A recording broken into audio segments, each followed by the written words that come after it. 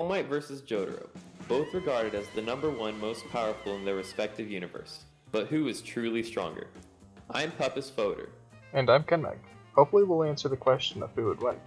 To start, we'll talk about their visible feats throughout each character's series. Jotaro himself is a larger than average human with somewhat superhuman strength, considering that when he was reverted back to a child to take out Alessi, one of his strongest traits is the ability to be level-headed and very calm and observant at all times. It would be very difficult for All Might to out-strategize him. All Might, on the other hand, has the obvious advantage in strength. His punches have the power to create and dissipate tornadoes, and he can create shockwaves that destroy buildings. He is also shown to have incredible speed. Because he is superior to Izuku, he can time explosions at Mach 15. We do see that All Might isn't impenetrable though, even though he has insane strength. He's been stabbed with such things as iron bars and knocked back with enemy punches. He isn't an immovable wall. But neither is Jotaro, since in the end he is only human and wouldn't be able to withstand a single punch from him. This is true, but we haven't even mentioned Jotaro's trump card yet. Star Platinum is a very powerful and precise stand. We see him do things such as catch bullets with his forefingers and redraw a fly from a barely noticeable speck in a photo. His stand's true strength isn't outwardly shown, but we do see him do things such as lift a jeep full of people with one arm and punch through teeth that are harder than diamonds. While All Might may be strong, he isn't a stand user, so he has no idea that Star Platinum even exists, and has no way of discerning where he is. This is a huge disadvantage to All Might, since to do damage he has to be close to Star Platinum, and Star Platinum will be able to ward off any attacks that get close to him.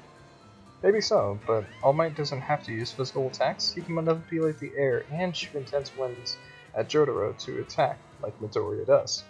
Jotaro is also shown to have the ability to fly, because apparently if you have a strong stand you can do that. The rules are unclear, but he can fly, and I would suspect that a difficult battle like he had with Dio is what causes him to fly, and All Might isn't exactly an easy target. Flying would give him the free reign to avoid any attacks however he likes. All Might's true power hasn't even been mentioned yet. In Chapter 2 of the manga, or Episode 1 of the show, All Might uses a 100% Detroit Smash that changes the weather. Even though this is early in the series, it gives us one of the most powerful things he has ever done.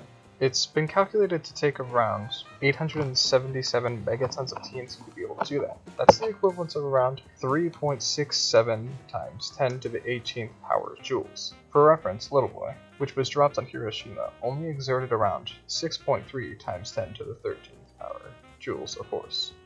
Since Star Platinum isn't exactly shown to do much, we get to figure out some numbers based on his character chart. The character chart we're using is the one in Stone Ocean The Visitor Part 9.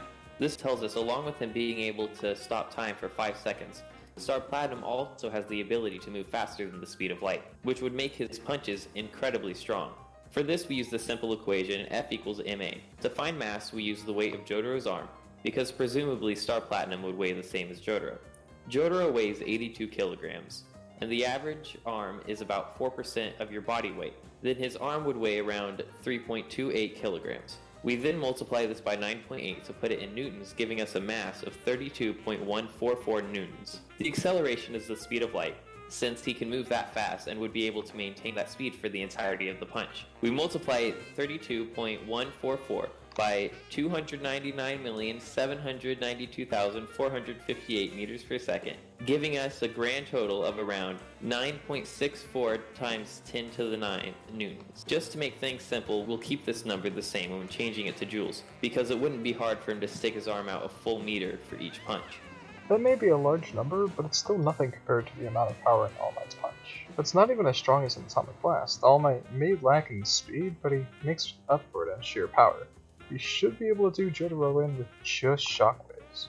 Jotaro still has the ability to fly and the ability to stop time for 5 seconds, which makes avoiding attacks very easy. And depending on how close they are, Jotaro can easily stop time and zoom over to All Might. All Might may be powerful, but a punch that strong would still kill him, considering he can be stabbed by iron bars. All Might also has no idea Star Platinum exists, so he would have no way of blocking the attack. All Might's Detroit Smash isn't even his most powerful move. Though we don't have a way to measure the United States of Smash, it would be way more powerful.